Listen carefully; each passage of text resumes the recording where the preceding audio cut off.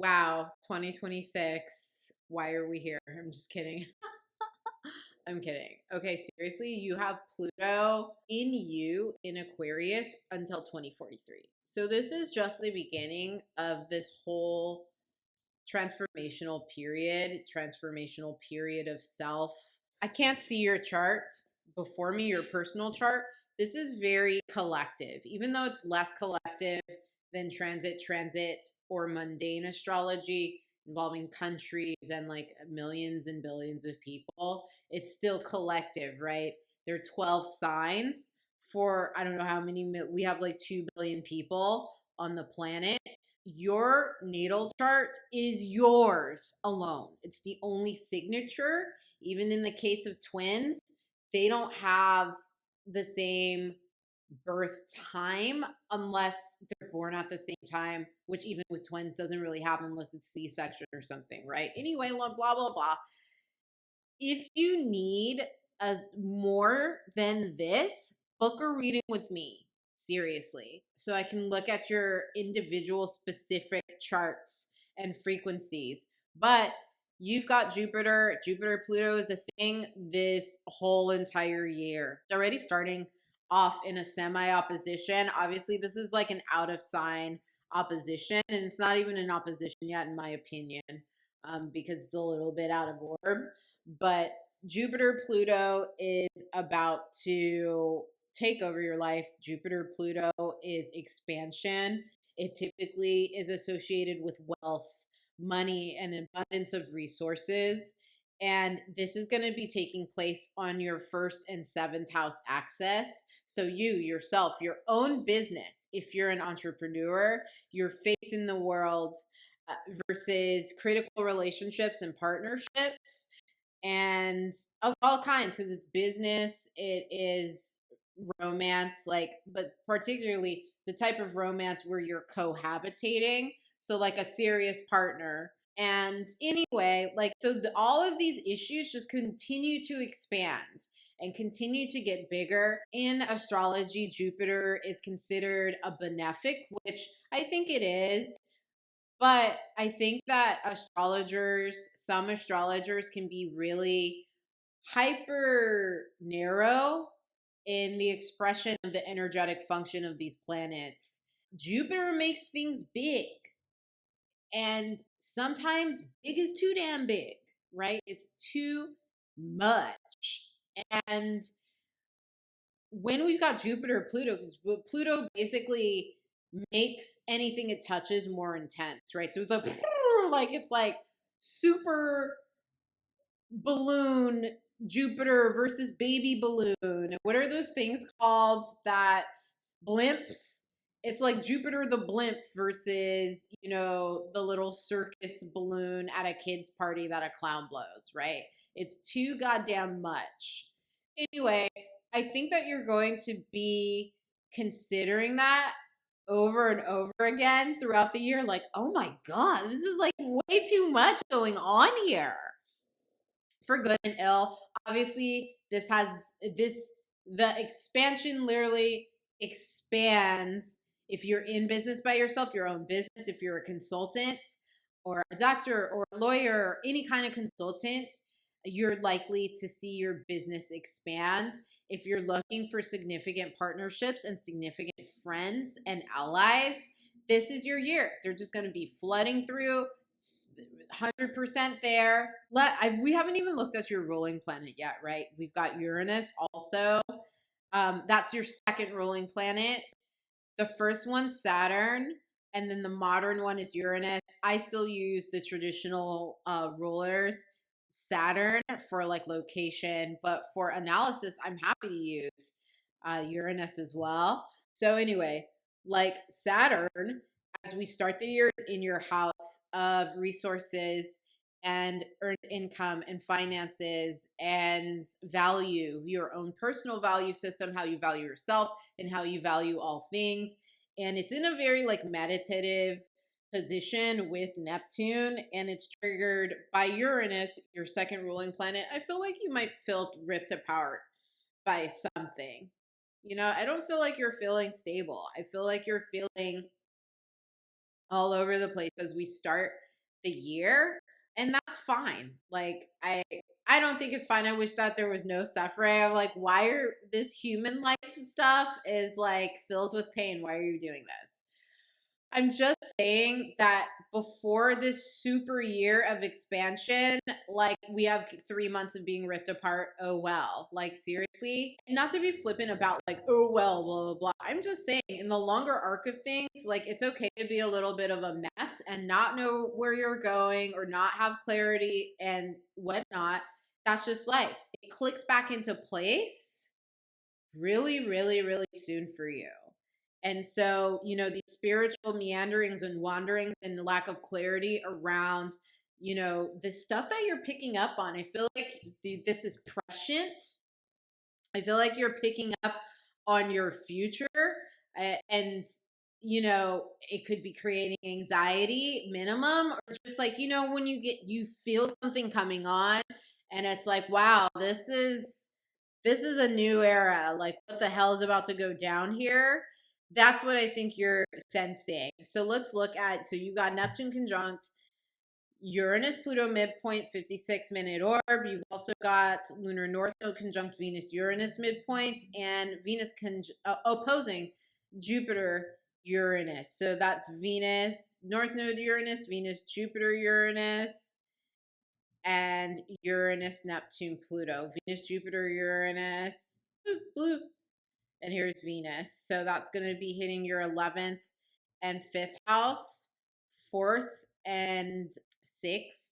So I think that this is really like healthy relationships, healthy friendships, inspiration, and I think intimate support. So this is when people that you tell all your secrets to are really kind of coming out and supporting you through this cycle. That's great. At least you have support in this kind of moment of potential undoing as we enter the year. I don't see anything going on with Saturn. I'm blind. Okay, so I could be missing it. If you see something, let me know.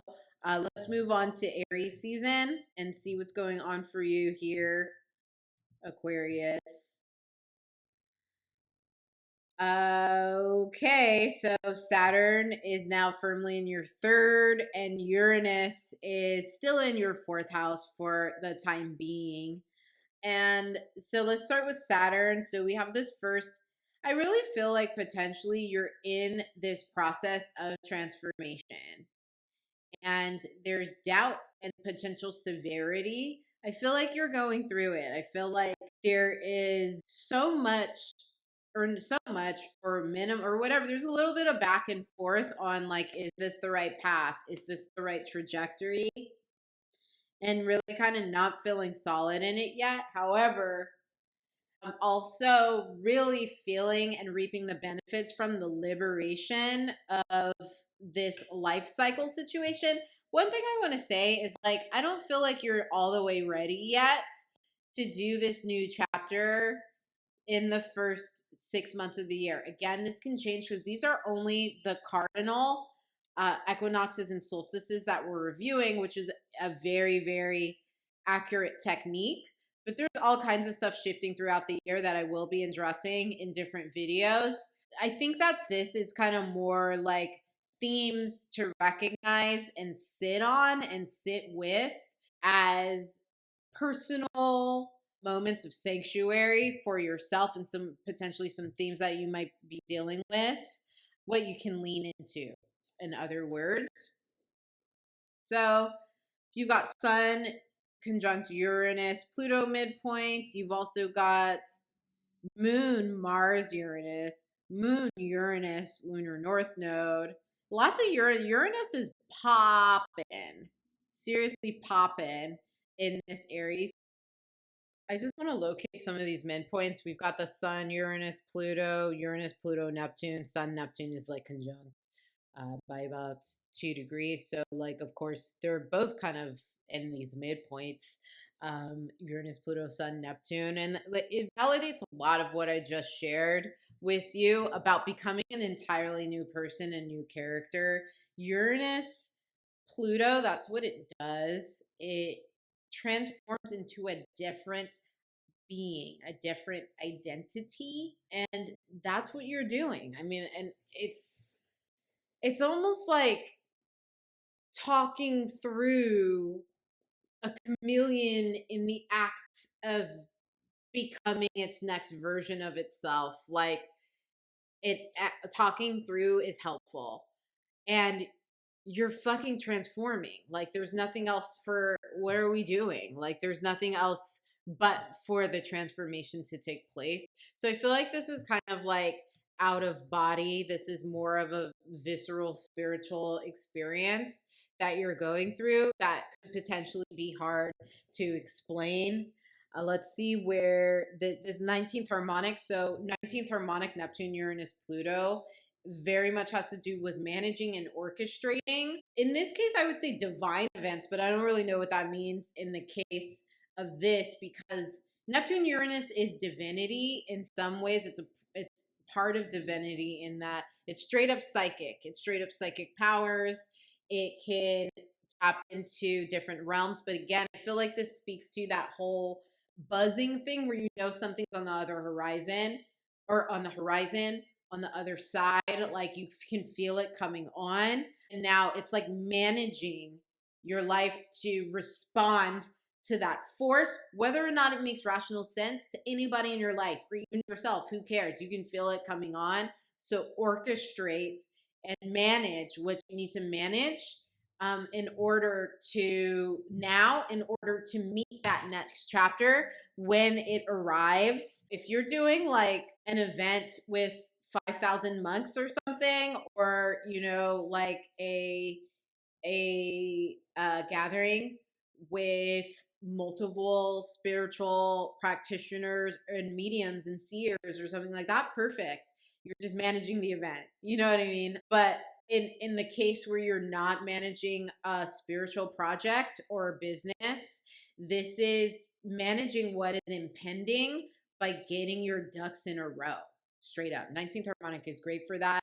You are definitely able to meet the moment there. We also have 70th harmonic and a 9 times 12. Again, I don't feel like any of this is like necessarily comfortable. It's like, oh shit, something coming on. I say that because of the 12th harmonic, but you do have the 9th harmonic that is really, really present with this Uranus situation, with this Uranus energy.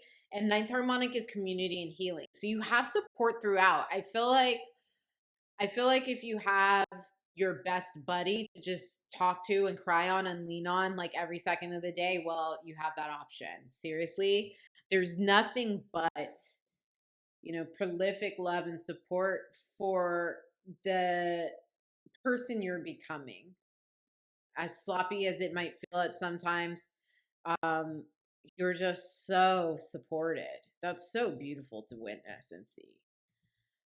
Let's see what's going on from Cancer season for you, Aquarius. We have Uranus now in your 5th house, right? Uranus ingress into Gemini. As of yet, Saturn, Neptune makes you wait. So there's something about like waiting for you. There's something about, and this could speak to waiting like with significant partnerships, waiting for the right partner, waiting for your partner to get his or her or their ish together, waiting for whatever. Like it's just this kind of like waiting period. I think also potentially also wanting that excitement and that jazziness to kick off and being met with what Aquarians want all the time, which is to be free.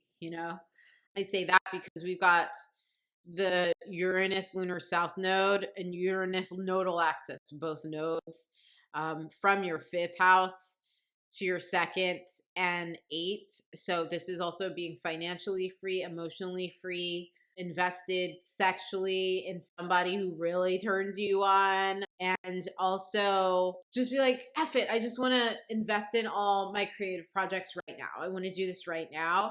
And potentially, having to juxtapose that immediate action with other considerations that the universe wants you to be slow about. So there's that push-pull going on. In the midpoints, we've got Uranus, Mercury Saturn, Uranus, Jupiter, Neptune. Ooh, let's look at this. Uranus, Jupiter, Neptune. And then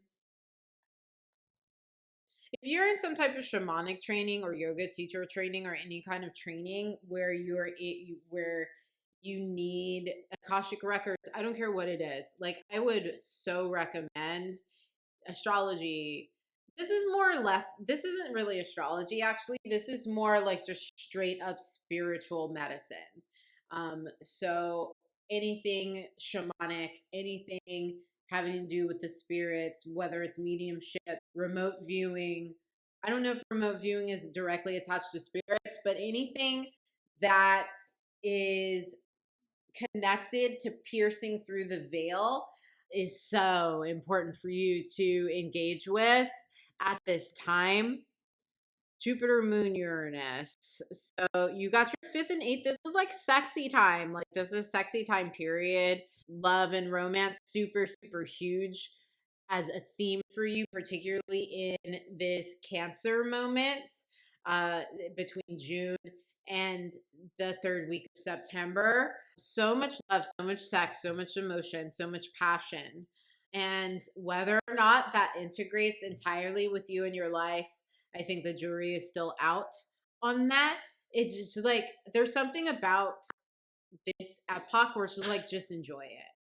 You know, just enjoy it, whether or not all of the details are in place or you have any idea what's going on. I feel like that doesn't matter, but I do feel like this is a moment in the year where you're going to enjoy settling into your new crazy lifestyle or whatever lifestyle you've got going on.